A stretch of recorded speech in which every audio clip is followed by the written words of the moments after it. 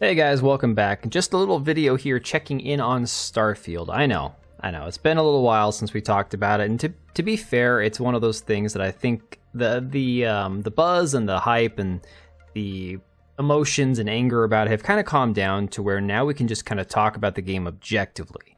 Hopefully we're at that point. So from Forbes here, they point out the quality of life changes that Starfield needs, and there are some legitimate ones on here, I think. You can go look it up in your own time, but there are some legitimate criticisms of the game that I think that they point out pretty well in this article. I kind of skimmed it, and it definitely seems like they're on the right track. And of course, we've seen modders trying to fix some of the issues. This is one of those running jokes about Bethesda, and again, I'm not a Bethesda guy, so I've played like maybe 4 Bethesda games in my entire life.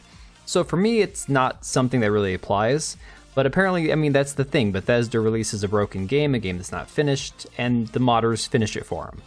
And so now we have things like this mod that'll actually allows you to travel between planets, which again was a broken mess before, because even though you could theoretically fly from one planet to the next, it didn't actually render the planet in where you could then land on it. You had to click X, I guess, and go fast travel, and then go to the landing, feature and stuff. So they've had modders fix that.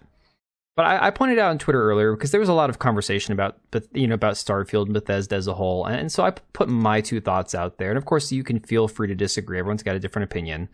But what I said about it was I have mixed feelings about Starfield. I'm not a big Bethesda guy, which I've mentioned before.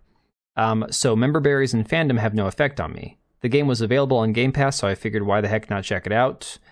So there was the pronoun debacle, which kind of turned me off a bit to the game. Moving past that, the game ran pretty crappy on my PC. I cleared up some room on the SSD, and then I even installed the M2 SSD, so now it runs better. I said, after all this, I'm increasingly disinterested. The game seems fine. I can understand why some people enjoy playing it, but I'm becoming ever more increasingly disinterested even booting it up, and I've only played it for probably 3 or 4 hours, which, to be fair, is probably about the total amount of time I've actually sat down and played it. I've tinkered with it here and there, but maybe about 4 hours of actual gameplay. And so I haven't put much time into it. So, I'm not judging the game as a whole. But there are people who've replied the same thing. Yeah, in my experience, I uninstalled it under 10 hours because there are just people seem to be falling out of interest with the game. People that were even saying that, the game was just a broken mess, so they got a refund. Hell, there was a lot of people who came out and said, I want a refund on this game. The whole pronoun thing got a lot of people asking for refunds early on. And I don't think everybody that asked for a refund did it over the pronouns. Let's be fair. I don't think that was the one thing that caused people to want to get a refund on the game. I know people who pay $60, $70 for brand new games who didn't buy this one, who bought Baldur's Gate 3. And people have said Baldur's Gate 3 ruined gaming for a lot of people when it came to Starfield because the Baldur's Gate was so well done. The genitals and the orientation stuff aside, I think Baldur's Gate 3 is probably a more complete, more enjoyable game for what it is. And so what we're having now is apparently Starfield has become the lowest rated Bethesda game of all time, which is saying a lot because they have a huge library of games. And there's been a lot of controversy about certain games. I mean, think about it. Fallout 76 and all the controversy surrounding that one. And somehow Starfield has dropped below that. And so, of course, if you want the answer why, you got to go to TheGamer, right? The absolute worst online journal that exists. So they address this tweet. They say Starfield has become Bethesda's lowest rated game on Steam. And that's not even addressing Xbox and PC Game Pass, where I think it's sitting below a 3 out of 5. Last time I checked, it was definitely sitting at or below a 3. So they go on to say, Starfield is definitely one of Bethesda's most controversial titles. Sure, it's currently boasting numbers bigger than Skyrim, but opinions on the game's quality are all over the place, which is fair. That's very true.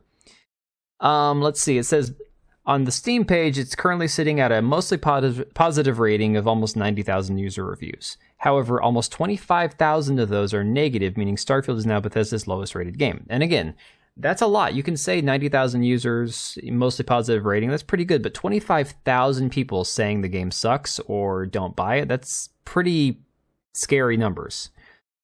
They say, according to SteamDB figures, Starfield is currently sat at a fairly respectable rating of 71.38%, but Fallout 76 has a surprisingly high rating of 71.76%.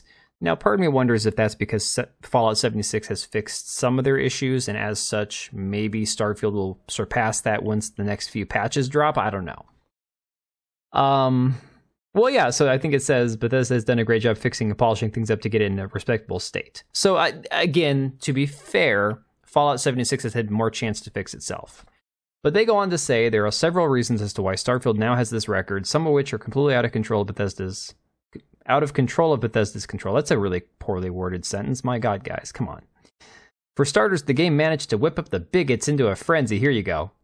Which will have undoubtedly contributed to a bit of review bombing as basement dwellers with nothing better to do than to try and win an invented argument against themselves. Nice way of framing that, guys. At least if you're going to discuss this pronoun thing, be honest about it, be objective.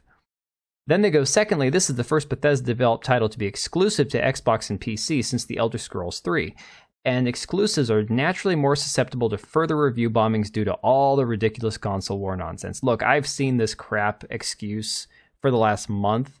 And to be fair, there might be 100 people out there that go on the Xbox Game Pass app and give it a negative review, but just because of the fact that they're PlayStation fanboys. But I got accused of being a PlayStation fanboy, and I've never owned a PlayStation in my life. I've never played a PlayStation game except for Spider-Man 1. I think it was 1 on... I don't even know which system it was, on my cousin's PlayStation one time at his bachelor party. I've never owned a PlayStation. I don't think I even own any games that are PlayStation exclusives on PC. I was gifted Spider-Man 2. That might be a PlayStation exclusive. I haven't even played it yet, so I don't know.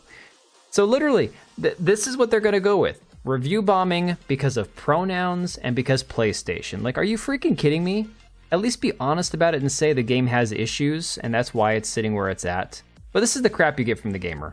I'm not surprised. No, don't talk about the legitimate issues of the game and what they're going to do to fix it. Blame the bad review on the bigots.